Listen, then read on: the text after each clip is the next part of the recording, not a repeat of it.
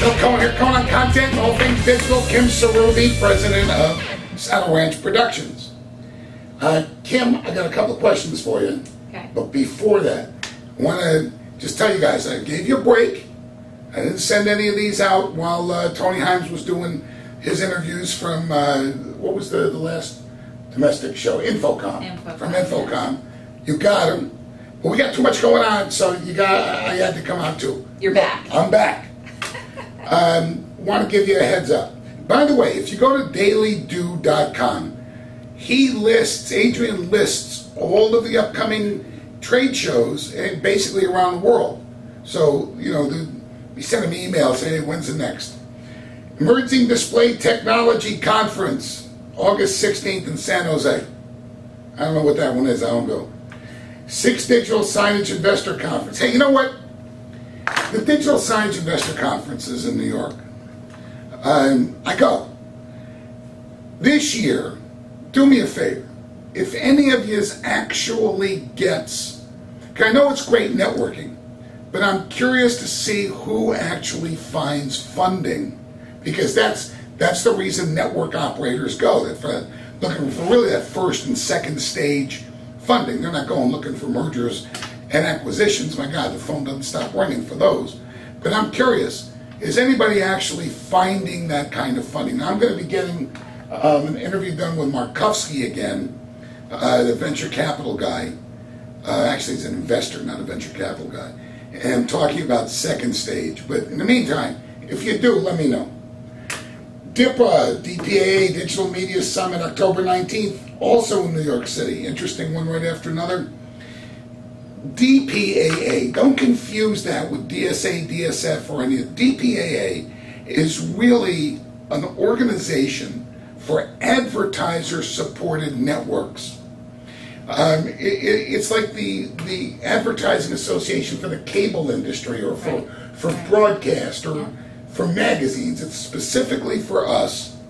And, you know, I hear guys out there, well, why would I join DPAA? Well, you wouldn't if you've got a human resources network hanging in offices in your factories or in your stores. But if you're advertiser supported, that's DPAA. Very professional organization, very buttoned down organization, and they deal with the agencies. They represent us really into the ad communities. CETW, New York, November 9-10. And yeah, we'll be there too. Anyway, those are the ones I wanted to mention. And go to dailydo.com. He's got the whole list. Kimberly! Hello! You had a good time at Infocom, huh? I did. I wish you would have come with me to Germany and to Shanghai, but you had to go out the baby. Yeah, well, you know, that happens when you have a baby. Hey, you know, my business, advertiser-supported networks, and you do the content for us, full disclosure, but you guys already know that. I've been hearing for the last few months about the speed with which digital signage is growing in, what do you call fast food? QSR, quick service restaurant. Quick service restaurant. Retailers, of course. Right. Casinos. Yep. You know, I've got the ranch in Vegas now, so I'm going and going Losing down the money? strip. Nah, hey, you know I don't do that. But it's like Times Square, but for miles of Times Square. And then these hospitals, you know, so there's a lot of deployments like hospitals have to have. Right. And then integration with the smartphone like you did for us. Right. I'm going to back casinos. What are they really, I mean, other than flashing lights and pretty pictures, right. What are they doing, and what kind of content do you need for them?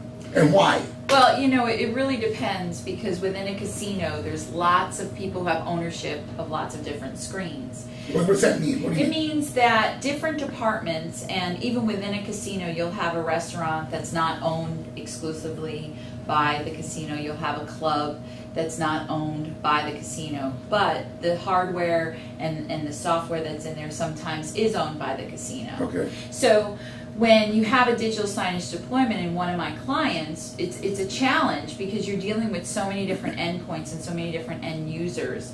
And it's a very quick turnaround. For nightclubs, maybe a celebrity gets booked that day and they need to push out stuff right away, and they're calling the IT department that doesn't have time to help push out the content. And then from a challenge from us creating content, how do we turn it around that quickly, get it over to them, post it? So there's a lot of challenges within the environment. Are those signs, you say there's different Right. ownership, are they homogeneous as far as screen manufacture and software delivery? And No, in fact, that's a huge problem, because when these deployments happen, they're happening very fragmented. So you have a department that goes, we need to put up screens, and then they go out, source it, buy the TVs, buy the software, and it doesn't integrate with the other side of the house. So you're really running into a huge problem, and then just figuring out what they're trying to do with do each you get screen. the opportunity to talk to them before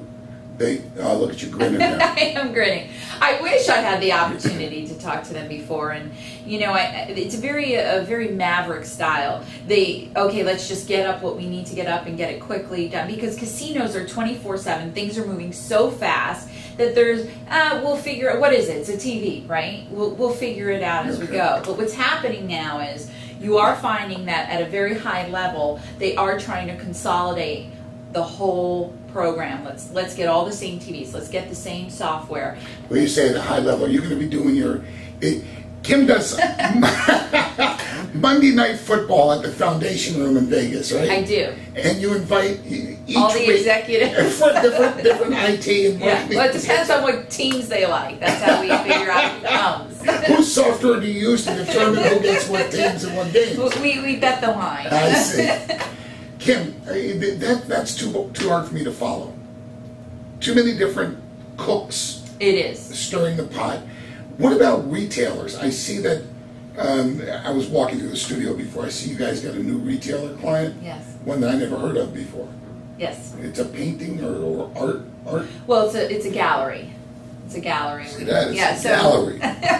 Yes, we like to use the correct terms. We have a new client. It's a gallery, and even there's unique challenges with a gallery as well, because they get in new artists and keeping that content fresh.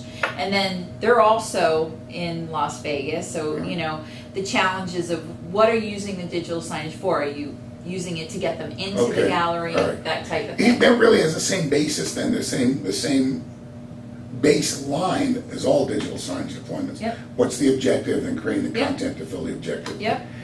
I see the fast food. I know. Quick Service restaurants. But I'm seeing that there's legislation going around requiring chains to put all of the nutrition levels on their menus. Yes. Well, you take somebody that prints high-end menus, and they print, I don't know how many thousands of menus.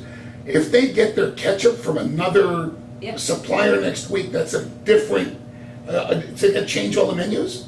Absolutely. Are you guys out there pitching that they should be using, look at the grinning again? You tell me my pitch. Of course, I'm a salesperson. That's what I'm doing. I'm always pitching. So you get those signs and put the stuff on the signs so they can change it. Exactly. And I think they all know that, especially the big chains. They understand it, they get it, they're all on board. It's kind of that mid-level to smaller level chains that are saying, okay, how can we do this cost effectively? What is our long-term, goals in implementing this? But it does provide absolutely an easy way for them to change as things in their menu changes. Let me throw this at you. I almost let me throw this up, but I heard you brought the baby in this morning. Okay. I have nothing on my jacket. We got a couple of thousand viewers, if you will, and some of them are content developers like you. Yes. And I've had even some of the content developers on calling on content. How dare you? Because they're good. They're good. They know what they're doing too. Are you guys? Like we have these associations. I mentioned them earlier. Are you guys as content developers? Do you have any way where you're sharing your successes and your difficulties with them, or are you just so competitive that we're not talking to them, I don't want them? Well, I don't think it's about being competitive. I think it's just about having the opportunity. There really hasn't been a lot of content providers out there that do what we do.